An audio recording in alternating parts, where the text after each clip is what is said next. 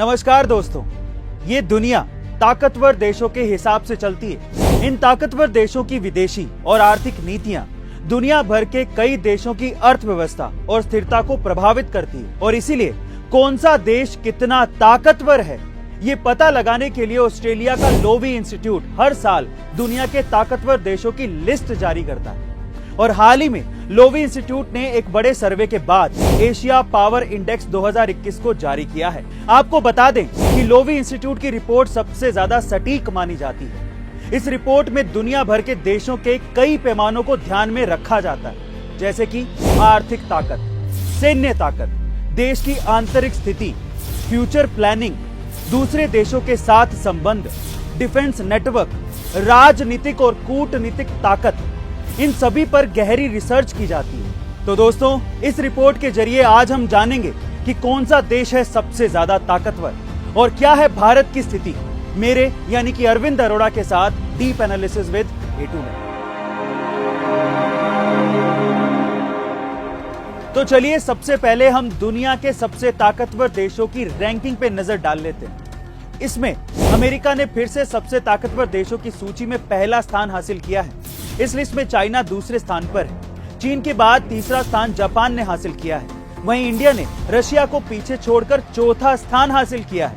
Russia 5वें स्थान पर है, जबकि ऑस्ट्रेलिया, दक्षिण कोरिया और सिंगापुर ने सबसे प्रभावशाली 8 देशों में अपनी जगह बनाए रखी है। लेकिन इंडोनेशिया अब 9वें स्थान पर आ गया है, जबकि मलेशिया टॉप 10 से बाहर हो गया है और उसकी जगह थाईलैंड ने ले ली है। अब आप ये सोच रहे होंगे कि ये तो एशिया पावर इंडेक्स की लिस्ट है, इसमें अमेरिका और ऑस्ट्रेलिया क्या कर रहे हैं? ये दोनों तो एशिया में आते ही नहीं।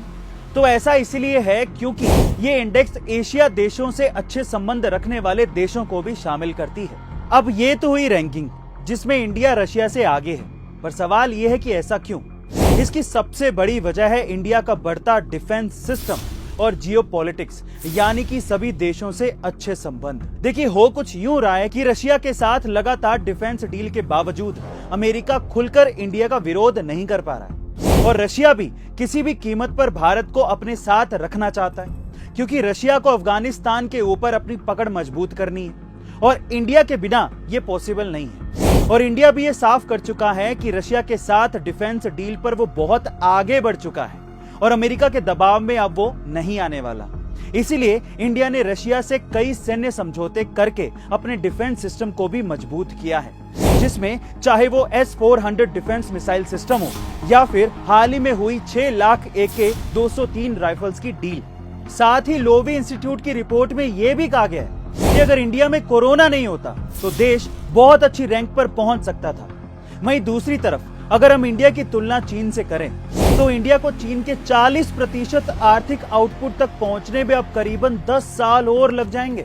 वहीं पिछले साल का अनुमान यह था कि इंडिया 2030 तक चीन के आर्थिक आउटपुट के 50% तक पहुंच जाएगा, पर कोरोना के चलते ये समय बढ़ गया। अब इंडिया के कमजोर पक्ष की बात करें तो इंडिया आंतरिक मामलों में काफी पीछे रह गया, जिसमें देश में होने वाले आंदोलन इसके लिए जिम्मेदार है, जैसे कि किसान आंदोलन, और इस वजह से भी इंडिया की रैंकिंग नीचे रह गई। अब बात करते हैं इस लिस्ट में आए नंबर 1 देश अमेरिका की। देखिए, अमेरिका ने कोरोना काल में दूसरे देशों को आर्थिक सहायता पहुंचाने के मामले में चीन और भारत जैसे देशों को पीछे छोड़ दिया। अमेरिका के साथ पूरे यूरोप की सैन्य शक्ति भी है, जिसमें ब्रिटेन और इजराइल जैसे देश शामिल हैं, और जापान के साथ भी अमेरिका के अच्छे संबंध हैं। हाल ही में अमेरिका ने कई देशों में अपनी सैन्य शक्ति को मिलिट्री बेस स्थापित करके बढ़ाया भी, जिसमें एशिया के कई देश शामिल हैं।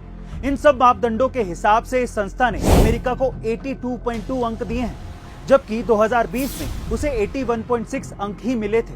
वहीं दूसरी तरफ भले ही अमेरिका की इकोनॉमी चीन के मुकाबले कम बड़ी हो, पर वो ओवरऑल इकोनॉमी में अभी भी चीन से आगे है। अब अंत में चीन की बात करें तो चीन को 74.6 अंक ही मिले हैं और 2018 से पहले तक चीन को इतने कम अंक कभी भी नहीं मिले। इसके पीछे की सबसे बड़ी वजह है चीन में जन्मा कोरोना वायरस। जी हाँ, पूरी दुनिया ये जानती है कि चीन से ही ये वायरस निकला था, जो कि बाद में पूरी दुनिया में फैल गया था, जिसके कारण चीन के दूसरे देशों से संबंध बिगड़ने लगे।